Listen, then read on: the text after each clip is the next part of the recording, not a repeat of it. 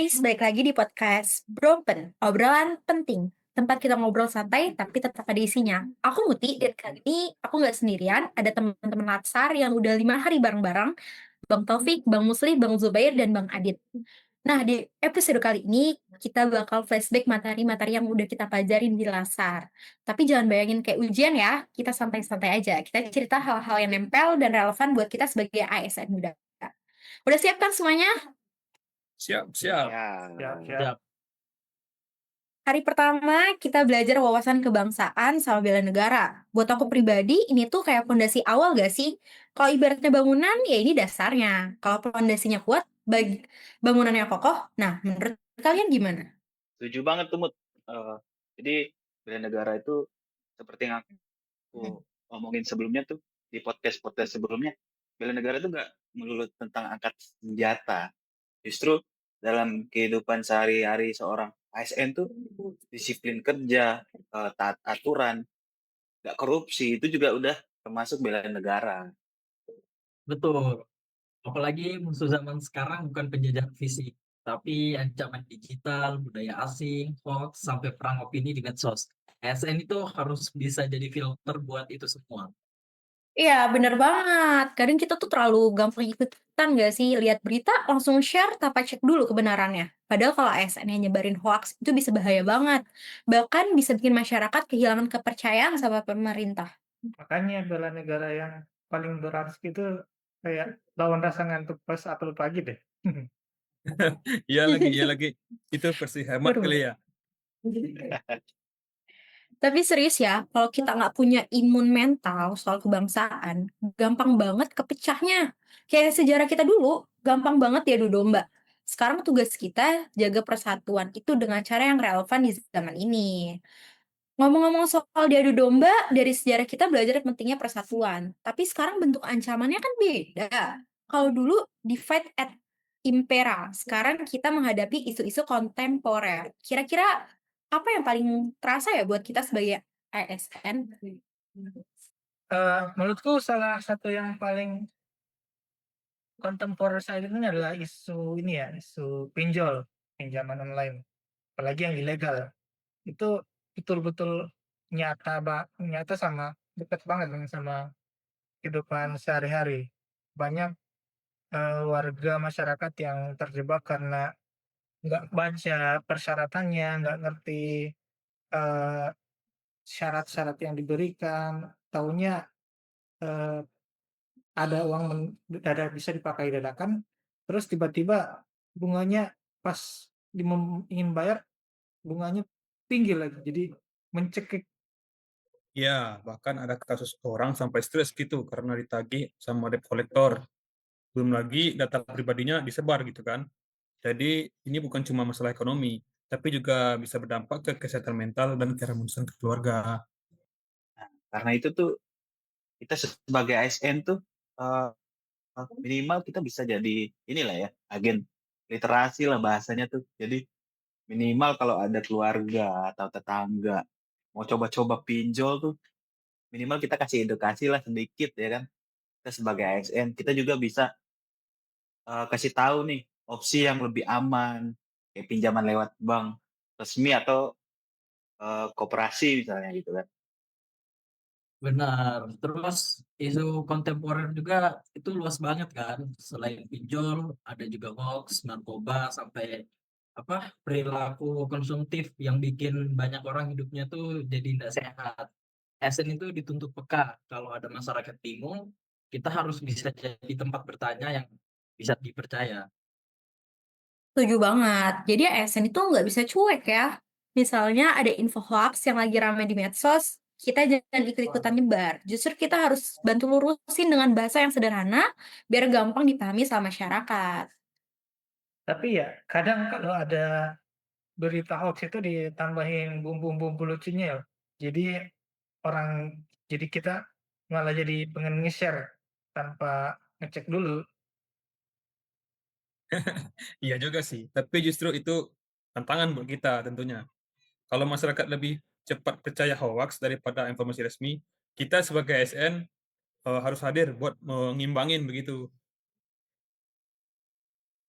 Betul, jadi intinya menghadapi isu kontemporer itu perlu kepekaan, literasi, dan tanggung jawab moral. ASN harus jadi contoh dulu, baru bisa ngajak orang lain. Nah, jangan lupa edukasi boleh serius, tapi diskusinya perlu snack juga dong biar nggak tegang. Bener banget sih kalau itu, harus snack ya. Kalau setiap diskusi, rapat-rapat itu perlu snack. Tapi kalau dipikir-pikir, isu kontemporer ini ujian banget buat kesiapan kita sebagai ASN. Karena bela negara di era sekarang bukan lagi soal perang fisik, tapi kesiapan menghadapi tantangan baru. Jadi menurutku itu persiapan bela negara zaman sekarang ini lebih ke soal adaptasi ya. Jadi kita kan harus siap menghadapi perubahan teknologi. Jadi kita juga harus siap melayani masyarakat dengan cepat. Dan yang paling penting itu tetap integritas tentunya ya kan. Soalnya kalau kita gagap teknologi nih sebagai ASN, pelayanan tuh bisa mandek ya kan. Bener banget tuh. Dan jangan lupa hal-hal sederhana kayak datang tepat waktu, kerja transparan, jujur, itu juga merupakan bela negara. Karena dengan begitu kita jaga kepercayaan publik. Kalau masyarakat percaya kan program pemerintah bakal lebih gampang untuk dijalankan. Setuju. Dan ada satu hal lagi, daya tahan mental. Kita sebagai ASN itu harus pasti ketemu tekanan gitu, entah dari atasan, target kerja, ataupun dari kritikan dari masyarakat. Nah, kesiapan bela negara juga berarti tetap profesional walaupun kondisinya agak nggak selalu ideal. Kalau laporan numpuk di meja, nah itu ujian versi administrasi. Yang kalah biasanya bukan karena perang, tapi karena tumpukan kertas yang numpuk itu loh. I- Iya banget, tapi justru di situlah ukurannya. ASN yang siap tuh nggak cuman siap kerja, tapi juga siap menghadapi tantangan, perubahan, bahkan tekanan. Karena bela negara sekarang bukan lagi soal angkat senjata, tapi soal konsistensi kita menjaga kepercayaan publik dan memberikan pelayanan yang terbaik. Ya, bisa dibilang bela negara sekarang itu lebih ke perang karakter. Kalau mental dan integritas kita lemah, gampang banget untuk goyah.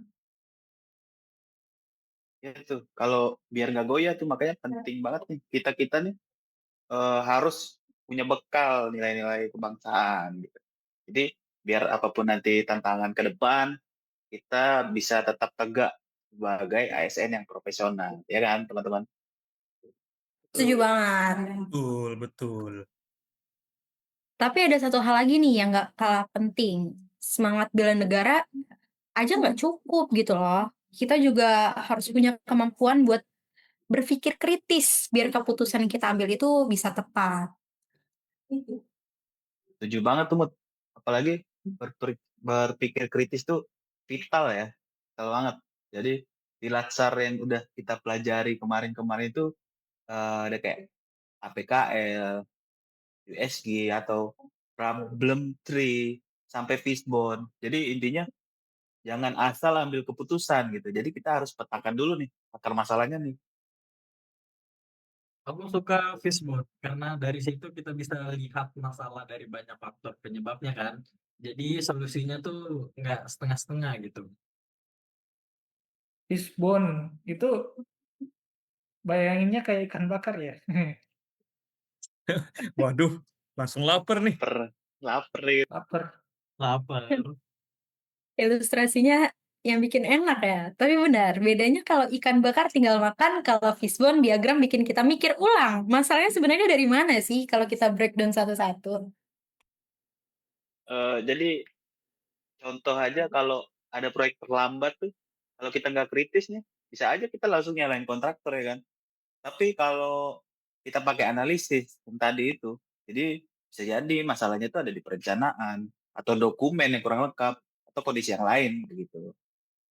Nah, itu dengan berpikir kritis kita bisa bedain mana fakta, mana opini, dan yang mana asumsi.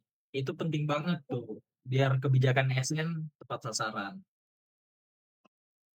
Dan akhirnya setiap kebijakan ASN harus berpihak ke masyarakat. Kalau dasarnya kritis, analitis, dan berlandaskan Pancasila, pasti hasilnya lebih tepat. Oke, seru banget obrolan kita kali ini ya guys. Dari wawasan kebangsaan, isu kontemporer, kesiapan bela negara, sampai berpikir kritis. Semua nyambung ke satu hal. Jadi ASN bukan cuma soal status, tapi soal tanggung jawab. Makasih banyak banget nih buat Bang Musli, Bang Zubair, Bang Taufik, dan Bang Adit. Buat pendengar setiap podcast Bropen kita, jangan lupa terus semangat jadi ASN yang berakhlak. Sampai ketemu di episode berikutnya. Bye-bye. Bye.